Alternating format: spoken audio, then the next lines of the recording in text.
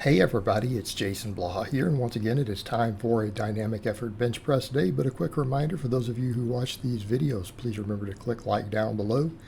It would be greatly appreciated. All right, let's get over to the speed benching. The first sets always go slow for me, and I decided to go back with my normal rotation, which is what I often prescribe to clients, and it's 9 sets of 3. 3 sets wide, 3 sets medium, 3 sets close. Now I'm counting wide as pinkies on the rings. We know that's not true wide grip, that's kind of baseline. But because I'm so strong on close grip, we're just working with that. Been building up that grip a little bit, and that's what I've been using for maxes, but who knows, my close grip might still be stronger. And the funny thing is, as I brought the grip in, I felt so more explosive on middle and then even more so on close. So for all I know, my close grip bench could be up. It's like the heaviest we've done on it was 365 a while back, and the best wider grip I got was 355. But, who knows? My close grip could be still stronger because I've been doing all this tricep and delt work, and even though I've been building up that wider grip, it would be funny if I come in and were to hit a close grip PR. It would be kind of comical, I think, at this point. It really would. Because I really want that slightly wider grip, because really that has the most potential for hypertrophy, has the most muscles involved, but who knows.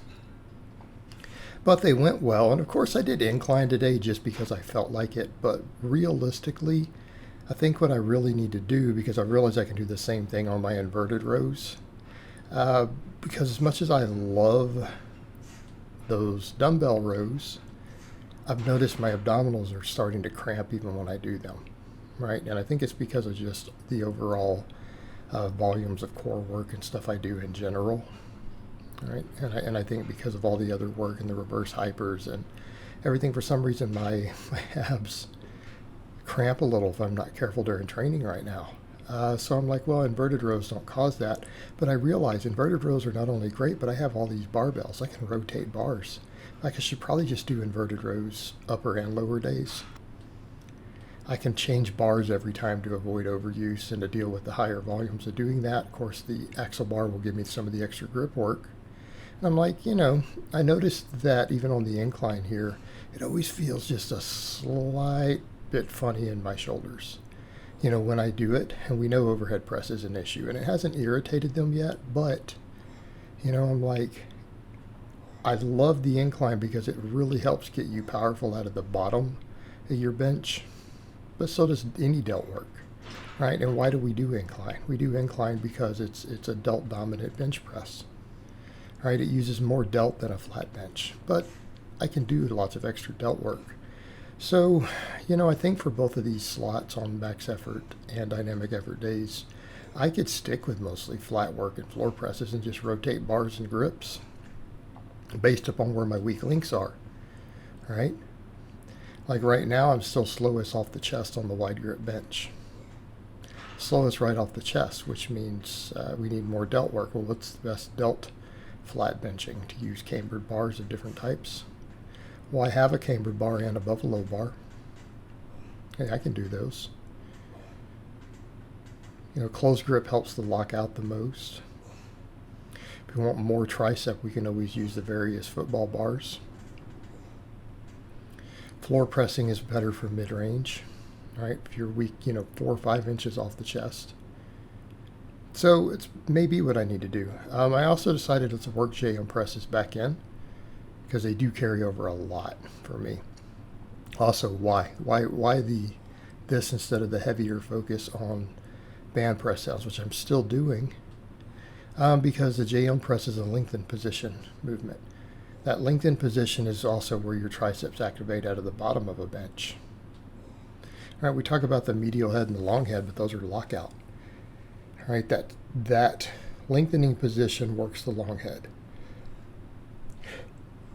I gets hit hard on these. And I did these as true JM presses. Notice I went down to 95 instead of my heavier weight. They're a true JM press now, like JM Blakely would approve of these, because the elbows stay up, and I may be able to work them up from here with this weight.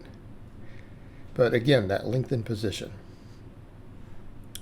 gets you out of the bottom of the bench, just like delts do. That's where I'm weakest right now. that is where I'm weakest. So it may be worth doing these just a little bit and then continuing to do the band work for lockout and overall elbow health. Okay.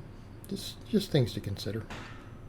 And I can have days where I don't do any of this stuff and just do tons of the extensions with the bands. But I really feel like the JM press, just because of the way it feels, really can get you out of the bottom of the bench. And I think particularly close grip really pushes you out of the bottom on that more. Because notice how explosive I am when I do close grip heavy for maxes. I have speed out of the bottom and the lockouts are where I grind. My wider grip, it's the bottom where I'm weak. So, again, let's work on that bottom position a little bit. With a lot of my exercise selection, I think that's where it needs to be focused for now if I want that wider grip to come up. All right, inverted rows, I did the widest grip possible on the angled Swiss bar. We did 5 sets of 15. And I've always liked inverted rows. I tend to do them pretty often. And again, I think they may be the way to go for a while, just in general. And it's not that I don't love those one-arm dumbbell rows. They're phenomenal. They're great. But I'm getting so strong on them, and the way I have to position myself is, again, that cramping. Starting to get that cramping in the abs. And that's going to be a problem, particularly if I've got a squat or deadlift the next day, which I always do because I always do an upper then a lower. So my strength on them is becoming an issue just due to my lat size. But again, the inverted rows, I can also high rep that stuff really well. And again, let's just keep focusing on the upper back, the grip. And, all that will even handle my biceps and brachialis and stuff for now. I think particularly as I rotate grips and bars. And just like I'll probably bench, I can bench and I can inverted row both. And rotate bars a lot and rotate grips. And we'll avoid any overuse. We'll get better overall hypertrophy that way because we're hitting the different angles quite effectively. Like, we don't have to have a whole new exercise, guys, to get new angles and to get those benefits that we talk about of having multiple exercises for hypertrophy. We don't have to do vastly different exercises. Specialty bars and grip widths and foot widths can take care of that stuff. Okay, and then I'm still staying very specific to squat, bench, and deadlift. We may get to a point to where I do some sumo speed pulls again. We may get to that point. So the final 6 sets of everything was a superset. So it's really 12 sets. Decided to do what I've been doing, but take the front raises out for today, just because I did the incline and that handled my front delts, I think, quite effectively. But, moving forward, I might go back to the rotation I did with all 3 delt exercises. But I just feel like with the benching and the incline and stuff today, my front delts did get a lot of work. So did my pecs, so I don't necessarily need the front raise because, again, the laterals raises also work the front delts. Okay, so all this extra delt work is still going to work more front delt no matter what. So I did 3 sets of the side raises, and then immediately after I did a set of band press downs with the blue. And because if I'm doing other tricep work, I'm not going to keep trying to push more and more tension on these things. I can just high rep with the blue bands. And yeah, the first set I got 50 reps, and all of them I got at least 40. So, we just work up to where we can do all the sets with 50. That puts me in a good position, particularly if I've already pre-fatigued, the triceps with a weighted exercise instead of bands. So what we did was lateral raises followed by those, and then I did rear delt flies, just using the same weight. And I get about the same reps on both, although I squeezed out, I think, 13 on the very last set of rear delt flies. And you know what? Those work. Both of those exercises work the posterior and lateral head as well as the traps. Okay, they work them all very effectively. So that's 6 total sets for all those muscles. And that's if we don't count the rows.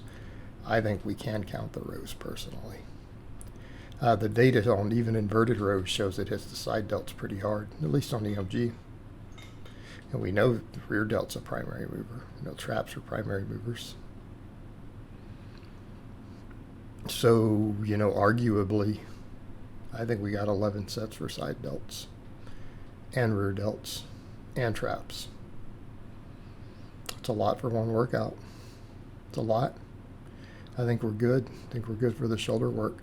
And as far as the front delts go, side raises worked them, the incline worked them, speed benching worked them. So my delts are getting an enormous amount of work. My whole shoulder girdle is, because we need to bring that up.